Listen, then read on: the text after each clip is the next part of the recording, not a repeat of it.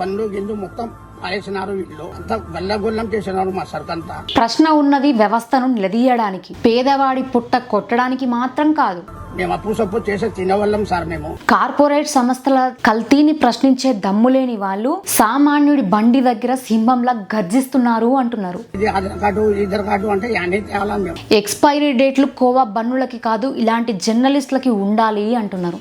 దీనికి ఏం ఆన్సర్ ఇవ్వాలి? ఏం కుట్రలేదు సార్. మేము బతికేది దీంట్లోనే. మా కడుపు కొట్టకని చెప్పినా మేము. తను బన్ను తీసి నోట్లో పెట్టుకున్నప్పుడు హార్ట్ టచింగ్ అనిపించింది.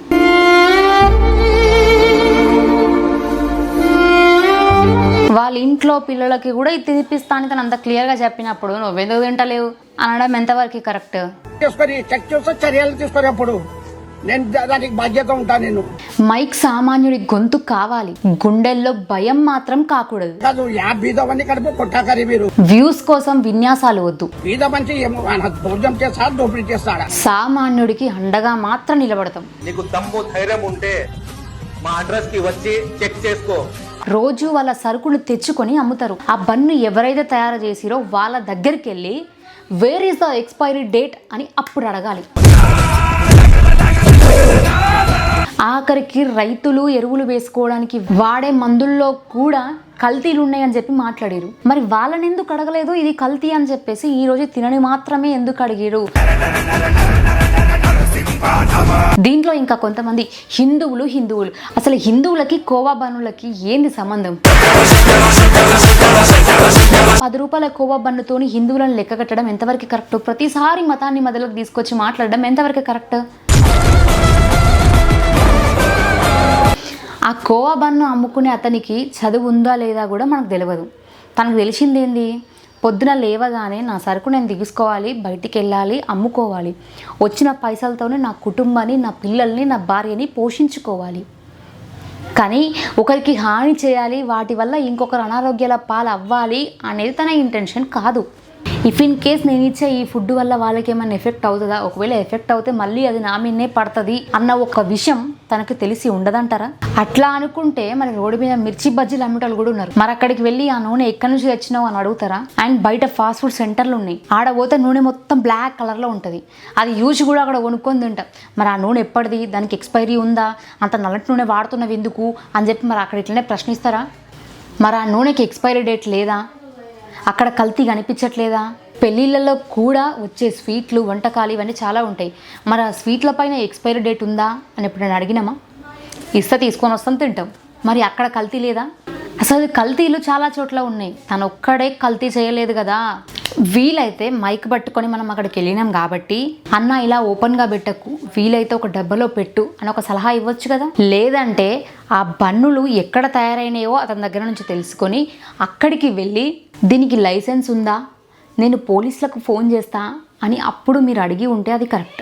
ఇట్లాంటివి ఏవీ చేయకుండా 10 రూపాయల కోవా అమ్ముకునే తన దగ్గరికి వెళ్ళి ఇలా అడగడం ఎవరికీ నచ్చలేదు. దీనిపైన ఎంతో మంది ఎన్నో రకాలుగా మాట్లాడుతున్నారు. మైక్ ఉంది కదా అని సామాన్యుడి మీద ప్రతాపం చూపిస్తే రేపు ప్రజలే ఆ మైకుని లాగేసుకునే రోజు వస్తుంది అని. చెమట చిందించి బ్రతికేవాడు దేశానికి వెన్నెముక లాంటి వాడు. అమ్మేవాడు సామాన్యుడైతే ఇన్ని రూల్సా, కొనేవాడు సామాన్యుడైతే లేవా అని చాలా మంది కామెంట్లు చేస్తున్నారు. అమాయకత్వం నేరం కాదు, దాన్ని వాడుకోవడమే నీచం. న్యాయం అందరికీ సమానంగా ఉండాలి, అప్పుడే నిజమైన ప్రజాస్వామ్యం అవుతుంది. మరి ఇప్పుడు చూస్తున్న ఆడియన్స్ మీరేమనుకుంటున్నారు? మీ కామెంట్స్ చేయండి. వేల కోట్లు టర్నోవర్ చేసే పెద్ద పెద్ద ఫుడ్ కంపెనీలు కూడా ఇలాంటి కల్తీలు చేస్తేనే వాళ్ళని ఎందుకు మీడియా అడగట్లేదు అని చాలామంది క్వశ్చన్. అయితే ఇలాంటి వీడియోలు నేను ఎప్పుడూ చేయలేదు. నా దాకా వస్తే నేను డెఫినెట్గా మాట్లాడిన ఒక పెద్ద కంపెనీలో వాటర్ బాటిల్లో నాచు రావడం కావచ్చు, లేకపోతే ఫుడ్లో ఏదైనా బల్లి పడ్డము, లేకపోతే ఇంకేదో ఇలాంటి సమ్ ఇష్యూస్ వచ్చినప్పుడు అక్కడికి వెళ్ళి వీడియో చేస్తే వాళ్ళు ఏమంటారు తెలుసా?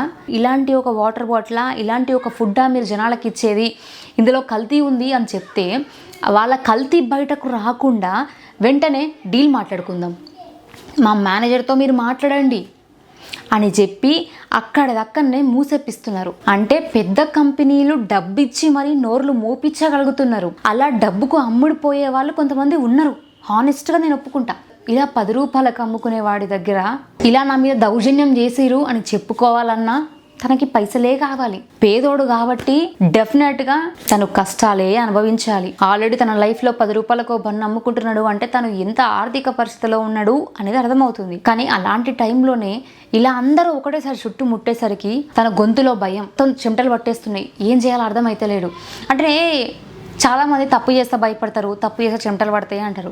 కానీ కొన్ని సిచ్యువేషన్స్ మన చుట్టూ చాలామంది పడి మనకున్న ఒక్క జీవనోపాధి ద్వారా ఇంట్లో ఫ్యామిలీని పోషించుకుంటున్నప్పుడు దాన్ని కూడా తీసేస్తే నేను ఏం చేయాలి అన్న ఒక బాధ తన కళ్ళలో నాకు అనిపించింది. ఆ వీడియో మొత్తంలో నేను చూస్తూ వచ్చినప్పుడు తన ఫేస్ ఎక్స్ప్రెషన్స్ నేను గమనించిన, చాలా బాధ అనిపించింది. అండ్ ఇక్కడ బాలాజీ గారి గురించి కూడా నేను మాట చెప్పాలనుకున్నా.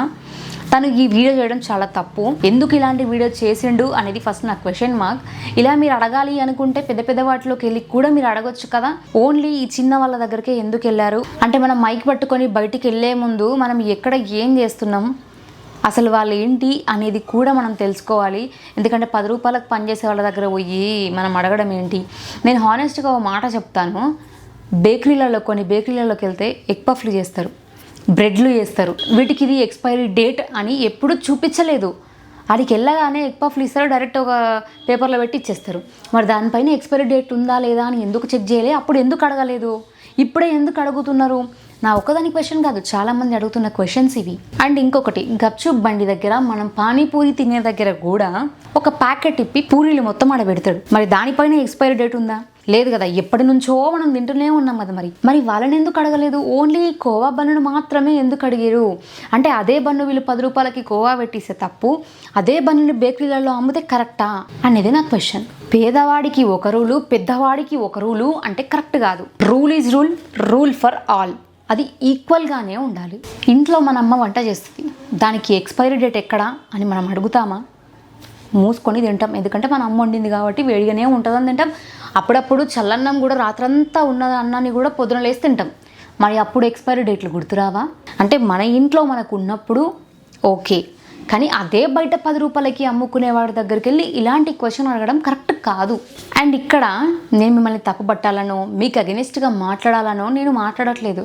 మీరు ఇంతకుముందు బాసరా ఇష్యూలో కొన్ని సోషల్ యాక్టివిటీస్ పైన మీరు పోరాడిన తీరు నాకు చాలా బాగా నచ్చింది.